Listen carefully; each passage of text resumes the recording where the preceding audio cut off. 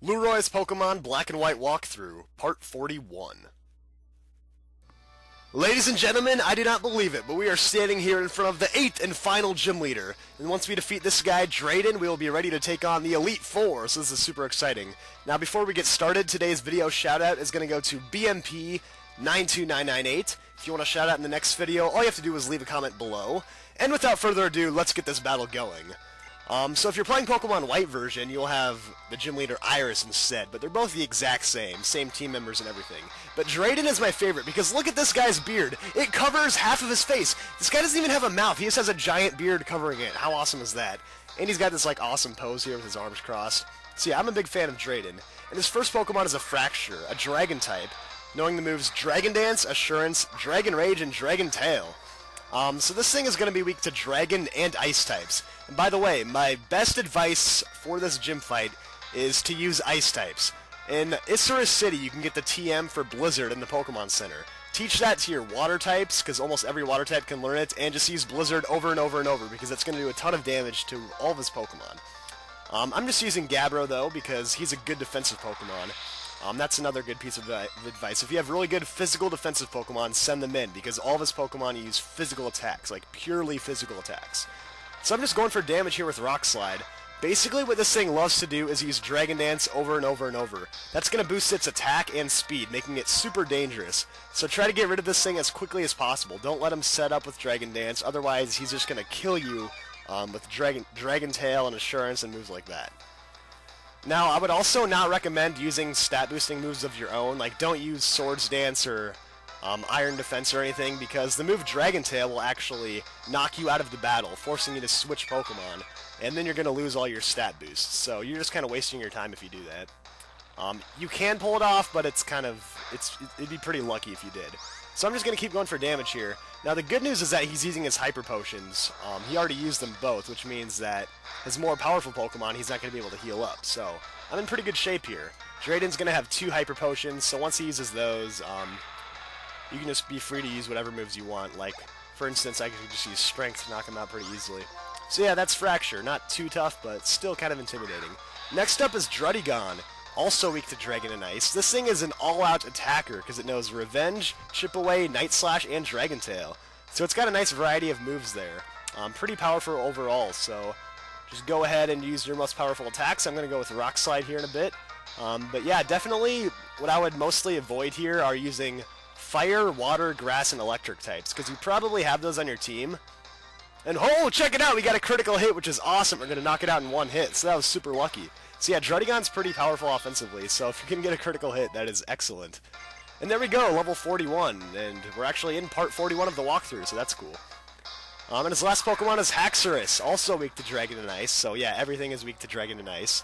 And it knows Dragon Dance, Assurance, Slash, and Dragon Tail. This thing has godly offensive power, so any really good physical defensive Pokemon should be sent in to counter it. Use X Defense if you have to, because, well, actually, you might not even want to do that because of Dragon Tail. So your best defensive Pokemon will match it pretty well. And other than that, just do whatever you can to get damage on this thing, because if it uses Dragon Dance too many times, you're going to be in serious trouble. And Dragon Tail, on the move I was talking about, it's going to do damage and take you out of the battle like that. So now Jungle Gym's going to be drug in. It's kind of like the move Whirlwind, has the same effect. But this is unfortunate because Grass types are not very effective. Like I was saying before, Fire, Water, Grass, and Electric, which are some of the most common types in the game, are all weak to Dragon. So you're not going to want to use like your starter Pokemon's best attacks, for instance. Those aren't going to work very well. So I'm just going to go with Bite, because, I don't know, Bite can sometimes flinch it, so yeah, Jungle Gym's going to get knocked out. But yeah, his Haxorus is super powerful. It has godly offensive power, so any good physical defensive Pokemon should probably be sent in. Now I get to switch, though. This thing's almost dead, though. I'm easily going to win this battle. Kind of anticlimactic, because he doesn't have any potions left, but we just need someone that can get in there and live one hit, so oh, he's going to use Dragon Dance. What an idiot! He's got one last move left, and he boosts up his stats. Like, what are you trying to do? You have one little hit point left. There's no possible chance you can live another attack. That was pathetic. You call yourself the most powerful Dragon-type gym leader, and what do? You use frickin' Dragon Dance on your last little leg there. But whatever, that's going to be it for the gym fight. So, that was actually pretty easy for being the last gym leader. So there we go, Drayden, or Iris if you're playing Pokemon White. We'll give you the final gym badge right there. So how about that? We have all 8 gym badges. We've conquered all the gym leaders in the Unova region, which means we can finally get into the Elite Four, take on the Pokemon League, and try to stop Team Plasma from taking over the world. So we get the Legend badge, which is an awesome name. It's also going to let all your traded Pokemon obey you. And then we're going to get TM82 Dragon Tail, which is the move he was using. 60 base power, forces the opponent to go out of battle, which is, it can be nice at times, so it's a decent move, but in reality, if you have Dragon-type Pokemon, they probably have more powerful Dragon-type moves you can teach them, so it's not the greatest thing in the world. But yeah, make sure you go on that little teleport thing to go back to the front, and let's check out this little statue here so that we can see that we are indeed certified trainers. And yeah, this guy right here, he's been with us the entire way, giving us fresh waters before every fight, but I guess that's the last time we'll be seeing him. So there we go. We are done with all 8 gyms, got all 8 gym badges. Feels good, and now we can finally move on. And when you leave the gym, hey, it's spring now. At the beginning of the video, it was winter, but it suddenly changed to spring. But yeah, you're going to see Professor Juniper out here. She's waiting for you. And apparently it was so urgent that she didn't want to call you on the cross transceiver or whatever. So she's going to be talking a little bit about the legendary Pokemon.